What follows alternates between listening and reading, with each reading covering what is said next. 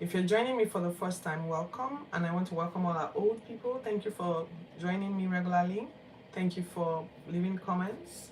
I still look forward to hearing real comments about your views on the stories that we read. So, this podcast is about reading through the Bible from Genesis to Revelation all in 1 year. Every single day, we take a portion of scriptures. In fact, we take portions of scriptures using the structured guide from this daily study guide, daily Bible reading guide. From and every single day, we look at an Old Testament, a New Testament, a Psalm, and a proverb. I chose to do this because, well, I didn't quite find anything online that I could follow, because that year I wanted to follow. So I know my church has, but I didn't see anything online. So I imagine that there are people who have no access to the Bible, who do not know these things, who might just be looking for, just to be encouraged to be part of a community of people who are reading the Bible. So instead of doing this privately like I've done before, I decided to share it online. So I'm glad when people join me. Some ask questions genuinely, and some are curious to just listen. Okay? I have been privileged to have people all around the world now asking questions, and that's the whole idea. So I'm doing this because I want to get to know God and draw my own conclusions and hopefully inspire someone to read the Bible from cover to cover and know God for themselves. The scriptures we read are left in the description box, so you could follow us. And if you follow the episodes one by one, you would have covered the entire Bible in 1 year if you are able to keep up. So today we're looking at the book of Job. We're continuing from where we started, Job 12 verses 1 to 15 verses 35. We'll be looking at Proverbs 21, 30 and 31, and then we'll conclude Corinthians 15 verses 29 to 58. So yesterday, in the episode past, I just read out the Corinthians version from the Message Bible. The new King James version, which is the primary version that I use to study, but I have 6 versions that I study, and it was so well captured because those were my notes, and then it was so well captured I just thought, let me just read it just like it is. So I'm going to conclude chapters 15 in First Corinthians by reading it as well. But let's quickly go and see what Job is up to this time around. So this has been a very grim reading, and Job is there's a lot of lamentation in the air, a lot of scolding, but a lot of introspection, a lot of reflection, and a lot of thinking about how very small we are in the grand scheme of things. Okay, so remember that Zophar had scolded Job, and then Job was responding. Now again, yes, you guys are wise, but I have an understanding. So Job is like, yeah, I know, you guys are wise, but I have an understanding, and I am not inferior to you guys. I am one mocked by his friends, ridiculed, even though I am blameless. A lamp that is despised by the one who is at ease. A lamp is usually despised by one who is at ease. But ask the beasts, the birds of the air, the fishes of the sea, the earth, they will teach you. Everyone among them knows that the Lord's hands did this to me. He has wisdom, he has strength, he has counsel and understanding, and if he breaks a thing, it cannot be rebuilt. If he imprisons a man, that man cannot be released. If he withholds water, everything will dry up. And if he makes fools of judges, he loosens the bonds of kings.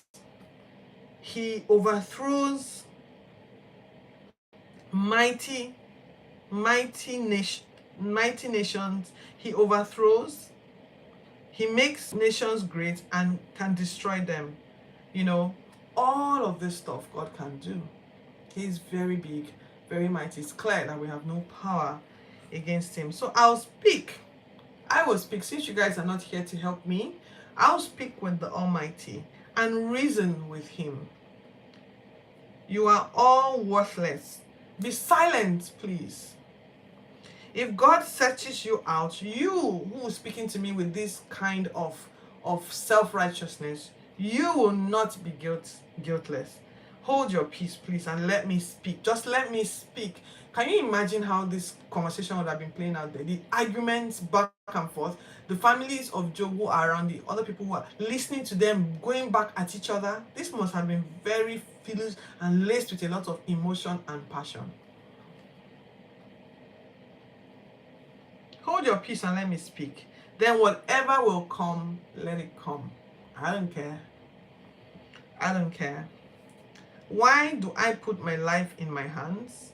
Though he slays me, I will trust him. I'll still defend my ways, and he'll be my salvation. Job. I think if God was still trying to see whether Job would curse him and let go of him, this scripture right here established it, that no matter what had happened to Job, Job was not going to let go of God. Job says here that though he slays me, I will trust him. I will still defend. So people's understanding of fearing and trusting God means to accept everything without reacting. But Job is proving to us that you can react.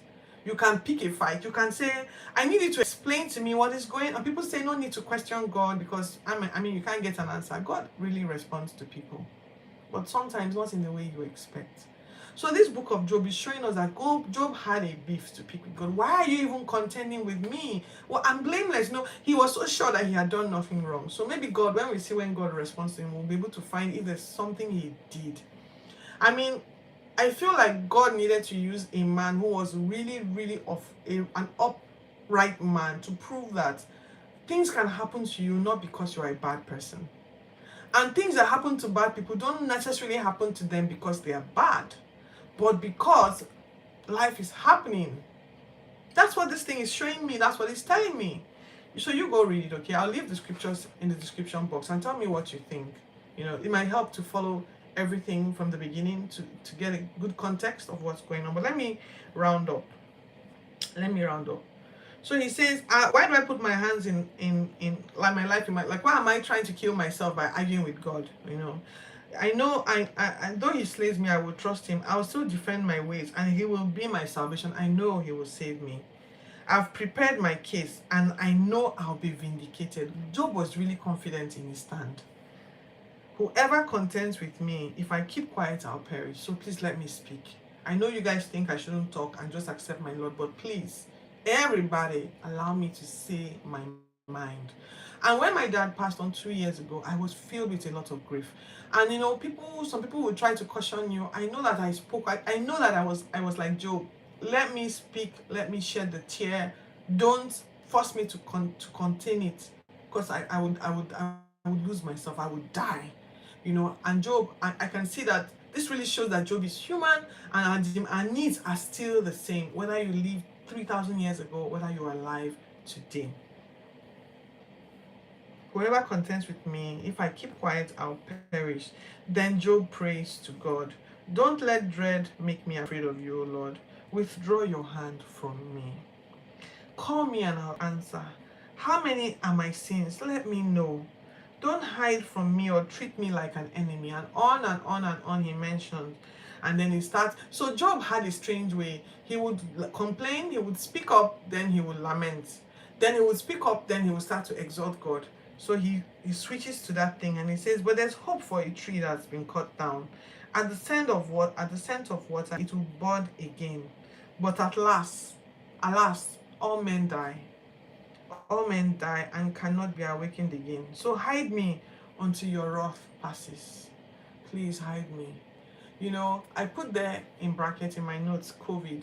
I found this scripture during COVID when there was this massive death in the country and the pandemic was killing people. Somebody pointed this scripture to me in the office, and the person said, go into your room, shut the door, and pray that God's wrath will pass. So hide me until your wrath passes. I'll wait till my change comes. Job never let go. Job never let go. And as water washes sand from stones, that is how man passes away. He doesn't know when his sons become honored or when they are brought low. Then Eliphaz says to him, you are so full of it. So that's in contemporary language, like you are just so full of it, Job. You're like, honestly, I'm fed up with you. You all this unprofitable talk. Your lips condemn you. Are you the first man to be born? What do you even know? What do you even know? Are you the first man to be born? Can't gentle words console you? What is man that he can even be pure? God doesn't trust the saints, let alone men. Listen, I know what I've seen. Wicked people struggle, looking for bread, in fear, knowing that a day of darkness is at hand. His hand, that man's hand, is against the living God. And he lives in desolation, in desolate cities, never becoming rich. Futile is his reward. Oh, so that brings an end to our look of Job. Job said, look, the summary of what Job said was, whatever you guys say, I'll say my mind, and I know I'm blameless, and I wait for God to rescue me because I believe that He will. It takes a lot of courage and conviction to, in the midst of such deep grief, to believe that God still loves you. That there is even, because a lot of people question the existence of God when grief. When my son passed away, I told the story last episode. When my son passed away at birth, my second son, about 14 years ago, the grief almost. I used to watch National Geographic a lot. Like I just love information, research, history, and all of that stuff. I had to take a backseat because that was the period they chose to attack, to put stuff about the church, and they were attacking the deity of Jesus and lots of things. I almost got sucked into believing it, so I stopped